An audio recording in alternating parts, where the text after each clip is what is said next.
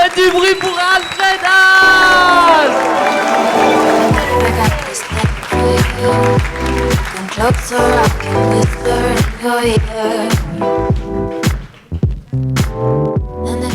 Yes, bonsoir, ça va Amsterdam ou quoi la forme? Vous avez l'air hyper cool, en vrai de vrai, je vous observais de derrière là et je voulais vous dire pour commencer, vraiment, doutez pas de vous-même, vraiment. Vous êtes vraiment un super public, vraiment. Je sens qu'il y a du pouvoir d'achat, on se régale ici, on est sur un paradis fiscal et vous êtes au paradis, j'adore ça. Alors je vous dis ça, doutez pas de vous-même vraiment, parce que j'ai remarqué, vraiment, tout à l'heure en rentrant chez vous, vous pouvez vous regarder dans la glace et vous dire, moi je suis bon public en vrai. J'ai donné, j'ai reçu, je suis bon public quoi.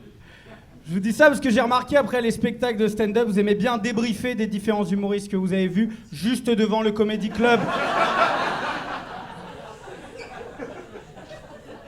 Je suis fumeur et je vous entends, voilà, donc j'aimerais bien que vous fassiez ça plus loin. Une fois, j'ai entendu une dame dire c'était cher pour ce que c'était.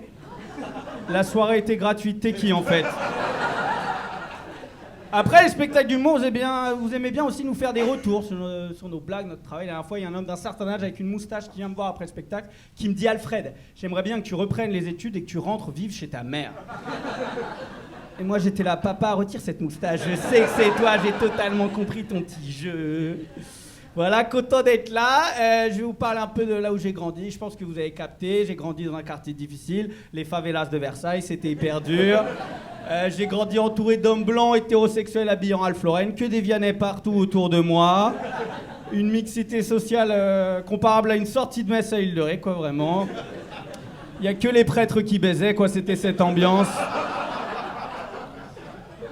Ce que j'essaye de vous dire, c'est que comme vous ce soir, je suis blanc et privilégié, voilà, j'ai conscience de ça. Ouais, peut-être pas tous, mais en vrai, je vous regarde une bonne partie, les amis. Non, mais voilà, j'ai jamais eu faim de toute ma vie, voilà. Jamais eu froid, par une fois au ski à Méribel. Mes chaussures étaient mal attachées. Et la tartiflette à la truffe dans le 4 étoiles avait un coup d'amertume. Après, je peux pas tout vous dire non plus, quoi. Ah ouais, privilégié, quoi. Jamais eu faim, jamais eu froid. Je peux faire quelques blagues de riche si vous êtes chaud, je pense que c'est le lieu, là. La seule fois où j'ai poussé un caddie, c'était sur un terrain de golf, voilà. La seule fois où mon père a voté à gauche, c'était jamais. Mon père a quand même voté pour Valérie Pécresse à la dernière élection présidentielle aux 2 tours. C'est une blague en 2 temps. Il y en a qui sont là, mais qui Valérie Pécresse? Il y a un autre groupe qui est là, mais elle n'était pas au second tour. Et le 3e groupe, je peux rien pour vous, les amis. Voilà. J'aime bien faire des blagues sur tous les sujets. En ce moment, il y a un sujet très compliqué, c'est le conflit israélo-palestinien.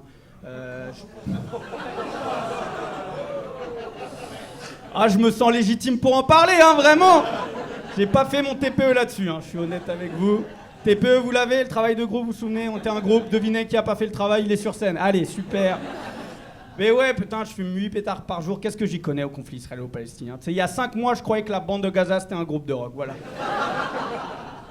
Il y a 3 mois, je joue à Vesoul et en sortant, il y a un mec qui vient me voir après un spectacle qui me dit « moi aussi, Alfred, je croyais que c'était un groupe de rock. » J'ai dit « mais moi, c'était une blague, frérot, en fait. » Donc intéresse-toi au monde, quoi.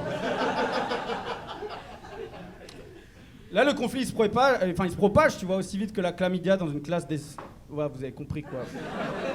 Ouais, je me dis, il en parlait un peu, Hugues, l'ONU, ça sert à rien, tu sais. Je trouve que ça sert à rien, tu sais. En vrai, l'ONU, pourquoi l'ONU, tu sais. Voilà. Pas de blague, quoi, vraiment. 56e cessez-le-feu, le feu n'a pas cessé, quoi, vraiment. Le charisme de l'ONU, c'est le charisme, je trouve, d'une prof de bio remplaçante qui explique la sexualité dans une classe de ZEP, quoi. Qui est là, Benjamin, arrête avec les missiles. Voilà, ça se voit que je suis pas allé en ZEP. Bon. Merci beaucoup. Non, mais en ce moment, ouais, je me pose pas mal de questions. Pourquoi j'ai commencé à faire des blagues, pourquoi je suis comique, quoi. Pourquoi je fais ça. Et je pense que quand t'es un artiste, ça vient d'une faille entre 0 et 7 ans. Et moi, en 1997, mes parents m'ont oublié sur l'autoroute entre Niort et Poitiers. Voilà. Est-ce que ce soir, il y a d'autres gens, par applaudissement, qui ont été oubliés sur l'autoroute ce soir? Un artiste aussi, incroyable. Tu fais quoi dans la vie, mon frérot? T'es athlète? Voilà, tu cherches la lumière, t'es comme moi, mon frérot. Trop bien. Athlète de quoi? Tu fais quoi comme athlétisme? Ok, quelle course que tu fais quoi? Du saut en longueur? Ouais. Tu vises vraiment la lune. Yes.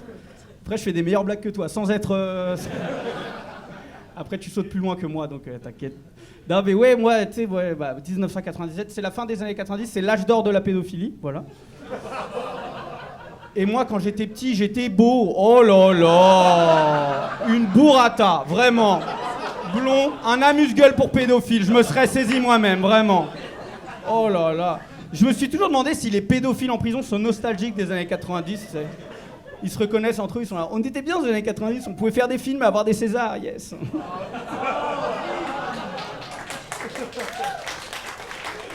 Non, j'ai attendu 40 minutes sur l'autoroute, 40 minutes, tu te mets à réfléchir bizarre. À un moment, j'étais bon, je vais devenir employé total, quoi, vraiment.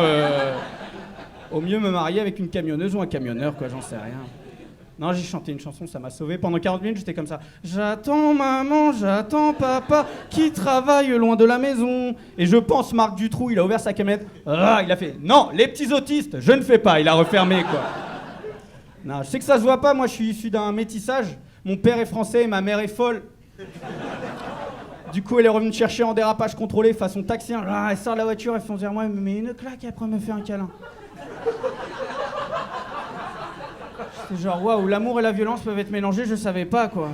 Et ma vie a changé parce qu'avant, moi, j'étais timide, mais depuis, je parle parce que j'ai trop peur qu'on m'oublie sur l'autoroute entre Niort et Poitiers, quoi. Là, j'ai 4,9 sur Blablacar et je conduis pas, donc vraiment, le passager idéal, quoi. La dernière fois, j'ai pris un Blablacar complotiste. Je le sais parce que le mec roulait en roulant, voilà. Donc, et il m'a dit une phrase assez complotiste. Il m'a dit, tu sais, Alfred, il y avait une seule tour jumelle.